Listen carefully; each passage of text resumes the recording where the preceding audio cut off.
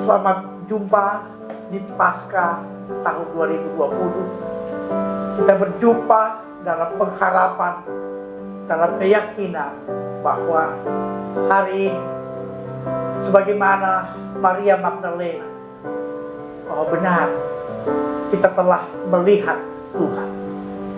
Saudara-saudara yang dikasihi Tuhan,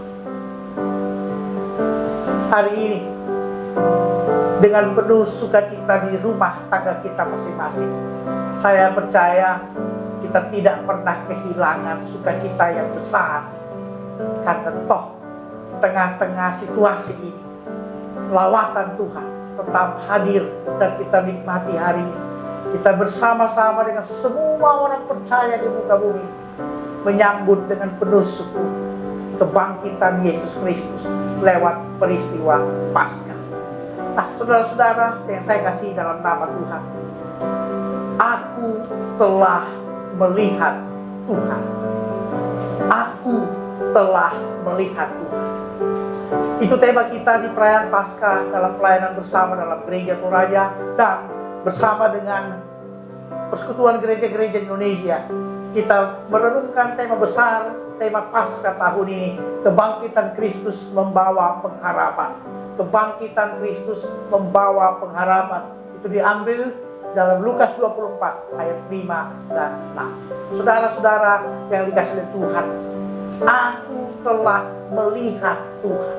Sebuah kerinduan yang besar dari setiap anak-anak Tuhan, bahwa dalam kehidupan ini kita selalu bisa melihat Tuhan dalam kehidupan kita hari lepas hari. Terlebih di tengah-tengah situasi hidup yang diliputi dengan pergumulan, diliputi dengan persoalan, apalagi yang sementara kita hadapi hari ini. Kita tengah dikurung, kita tengah berhadapan dengan satu ketakutan yang besar dalam hidup ini, yaitu mewabahnya virus corona. Kita tentu punya kerinduan yang besar, mampu dan tetap melihat Allah di tengah-tengah situasi seperti ini. Dan tema Paskah kita tahun ini membawa kita, mengajak kita, menuntun kita bersama untuk dapat melihat Tuhan di tengah-tengah kehidupan kita hari ini, di tengah-tengah kehidupan rumah tangga kita, di tengah-tengah Paskah yang terpaksa harus kita jalani, kita rayakan, kita peringati bersama-sama dalam sebuah kesederhanaan dalam rumah tangga kita masing-masing. Saudara, aku telah melihat Tuhan. Itu perkataan dari Maria Magdalena yang dicatat dalam Injil Yohanes pasal 20 ayat 18. Ketika ia pun dijumpai Tuhan saat ia pergi ke makam Yesus, ia hendak pergi membalsemi jasad Tuhan Yesus. Saudara-saudara, pertanyaan yang menarik, siapa Maria Magdalena?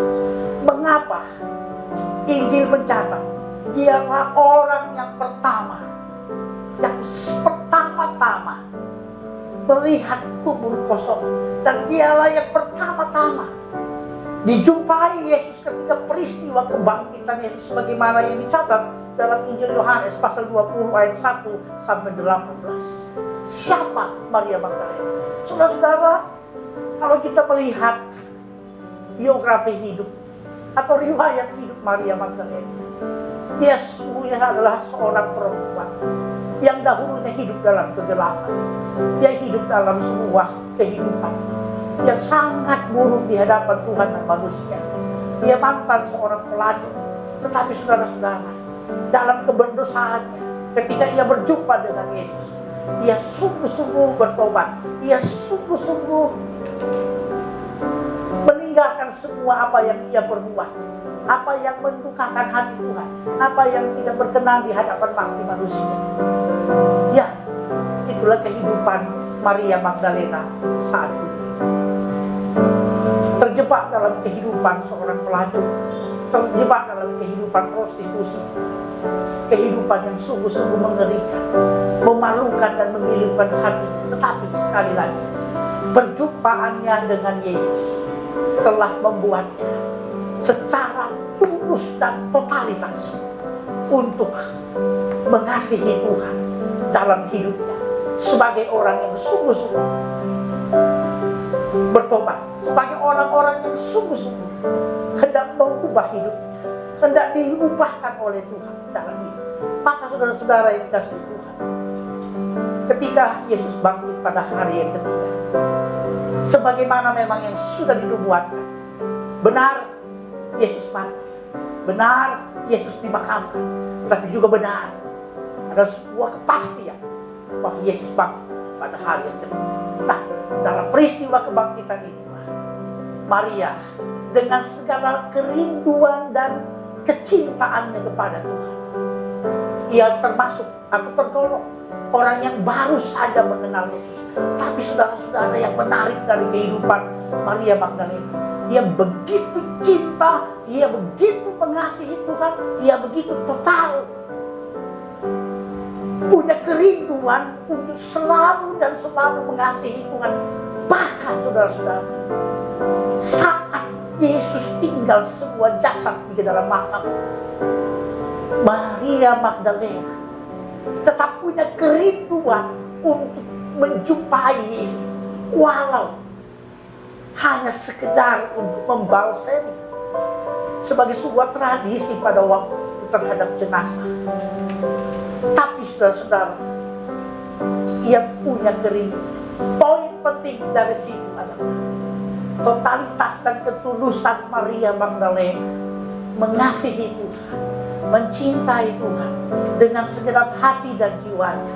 Itu yang membuat, yang mengantarkan Maria sebagai orang pertama, sebagai seorang perempuan yang pertama-tama mendapatkan kubur yang kosong, mendapatkan jasad Yesus yang tak ada lagi. Meskipun pada waktu itu dia kebingungan, dia sempat bersedih hati, sempat ia pun bertanya ketika Yesus berdialog dengannya. Ia pun bertanya, dia berpikir bahwa orang yang sementara bicara pada dia adalah seorang tukang taman ataupun penjaga taman. Ia tidak mengerti, dia tidak memahami bahwa itulah Yesus. Tapi saudara-saudara, bukan poin kecil.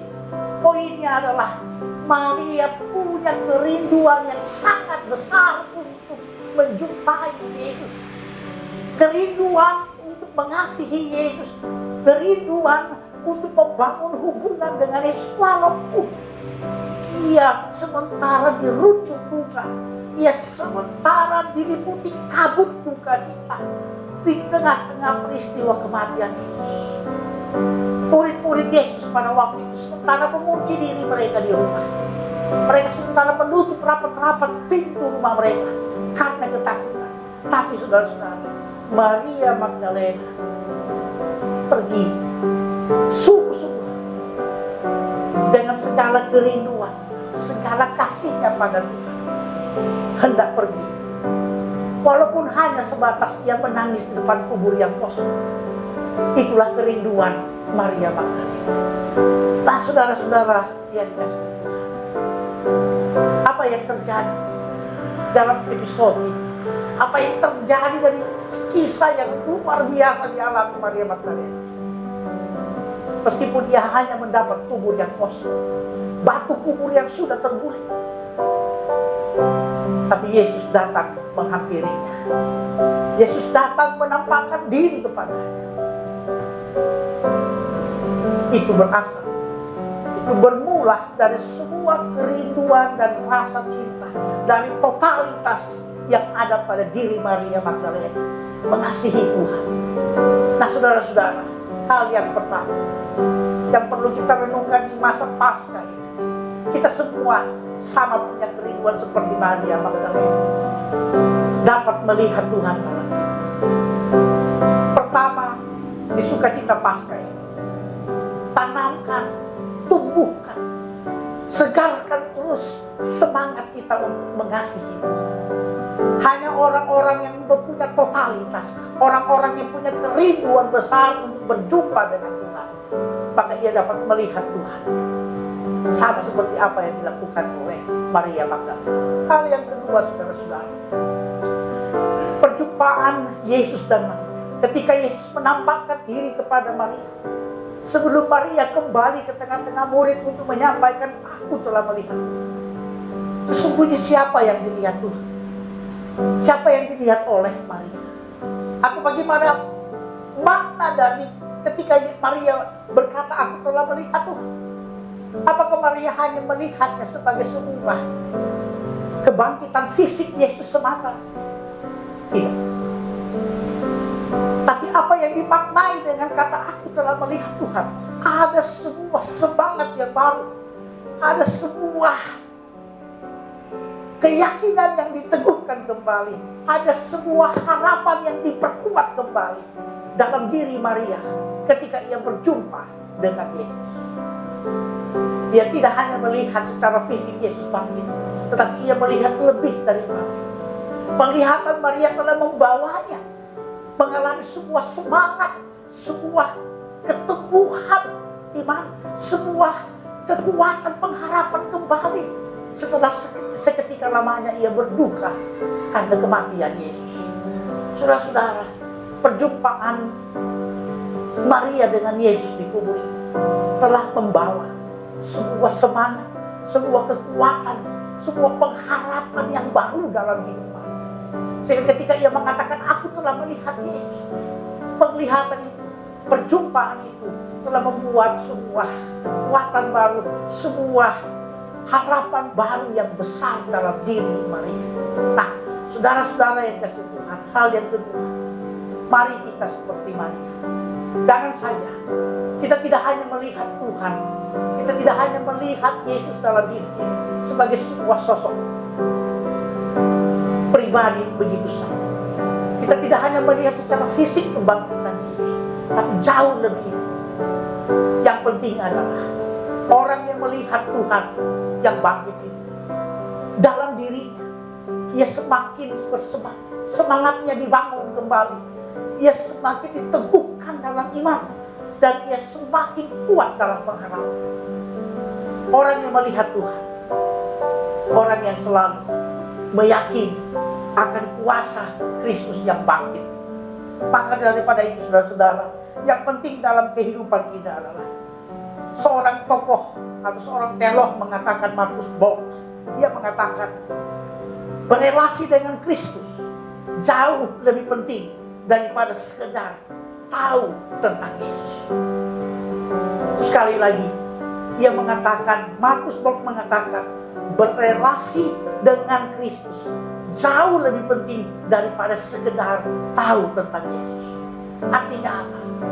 Sebuah hubungan batin, sebuah hubungan yang akrab, sebuah hubungan yang totalitas, itu lebih penting daripada sekedar kita tahu bahwa Yesus itu Tuhan dan Juru Selamat.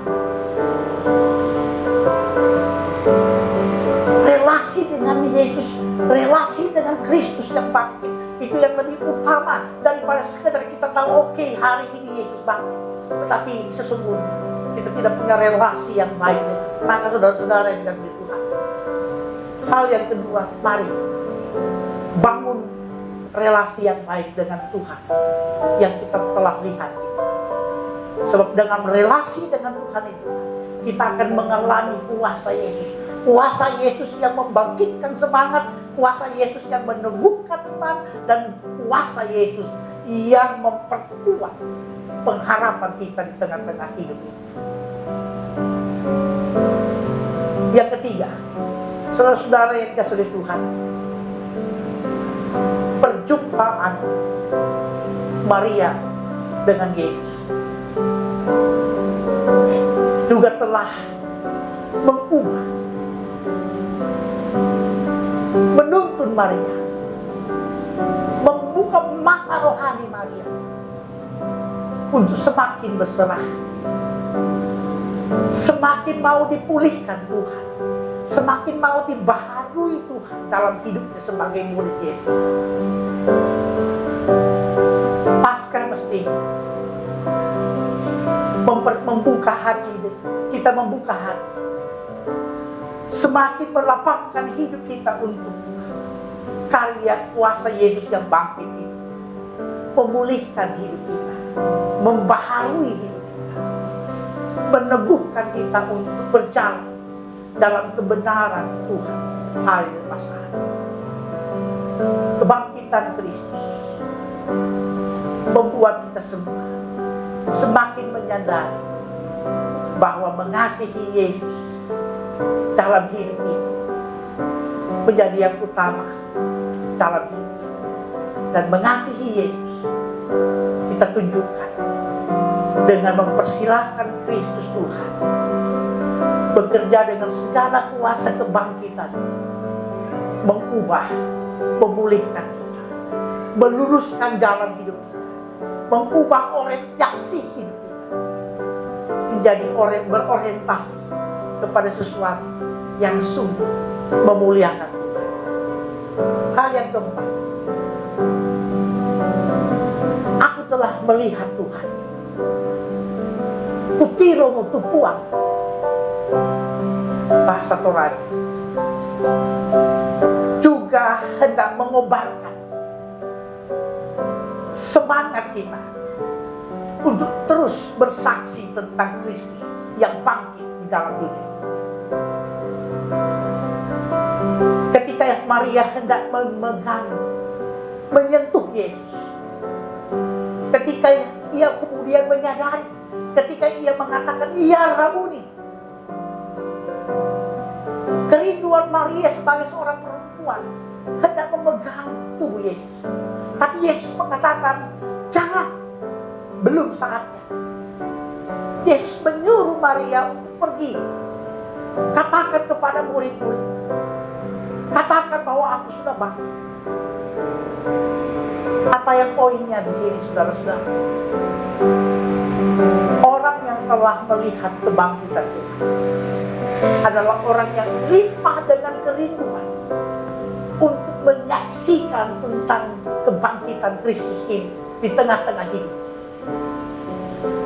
Perjumpaan pribadi Maria dengan Yesus didorong oleh Yesus untuk menjadi dikabarkan agar perjumpaan pribadi bermakna bagi orang lain, agar perjumpaan pribadi antara Yesus dan Maria menjadi sesuatu sukacita bagi orang lain. Maka Yesus mengatakan, "Pergi, beritakan, katakan kepada mereka, aku telah bangkit."